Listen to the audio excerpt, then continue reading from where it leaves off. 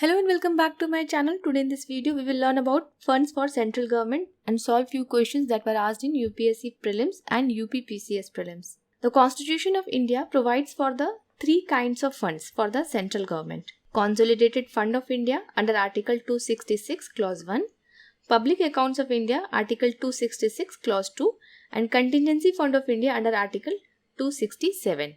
Consolidated Fund of India is a fund to which all receipts are credited and all payments are debited. All legally authorized payments from the Government of India are made from the Consolidated Fund of India. It includes all revenues received by the Government of India. Whatever revenue government raises through taxation and other enterprises are credited to the Government of India.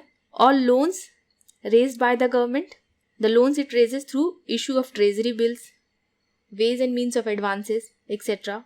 and all money received by the government in repayment of loans forms the Consolidated Fund of India. To withdraw from the Consolidated Fund of India, parliamentary approval is mandatory. Next is Public Account of India under Article 266 Clause 2. There are 5 major heads of accounts under the public account: small saving provident fund, deposit and other accounts, reserve funds, deposits and advances, suspense and miscellaneous, and remittances.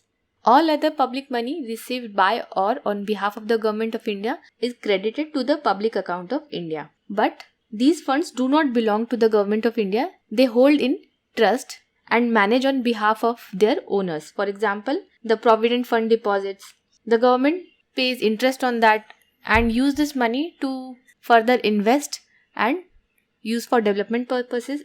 But ultimately, it has to be returned to its rightful owner. The money that comes from the Consolidated Fund of India for the expenditure on specific purposes gets parked in Public Account of India, and then the executive uses that money for the expenditure. Because of this nature, the parliamentary approval is not required to spend money from Public Account of India. Next is Contingency Fund of India.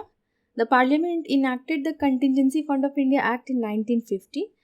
This fund is placed at the disposal of the President. He can make advances out of it to meet unforeseen expenditure. The government has tweaked the spending norms for Contingency Fund of India recently, which allows now 40% of the total corpus to be placed at the disposal of the Expenditure Secretary. The Budget 2021-22 proposed to enhance the Contingency Fund of India from Rs 500 crore to 30,000 crore through Finance Bill. And 40% of this amount will be placed at the disposal of the Secretary, Ministry of Finance, Department of Expenditure for the purpose of meeting unforeseen expenditure, and beyond this limit, all further contingency fund releases shall be made with the approval of Secretary to the Government of India. The fund is held by the Department of Economic Affairs on behalf of the President of India and can be operated by executive action. The Contingency Fund of India exists for disasters and related unforeseen expenditure. The fund can be increased through a finance bill when Parliament is in the session, or through ordinance if the House is not in session and if situation warrants it. The withdrawal from the fund takes place with the approval of the Secretary of Department of Economic Affairs in terms of the Contingency of India Act 1950. Applications for advances shall be made to the Expenditure Secretary, and applications for advances of new loans shall be made to the Economic Affairs Secretary. Here the funds are released on the request of Union Cabinet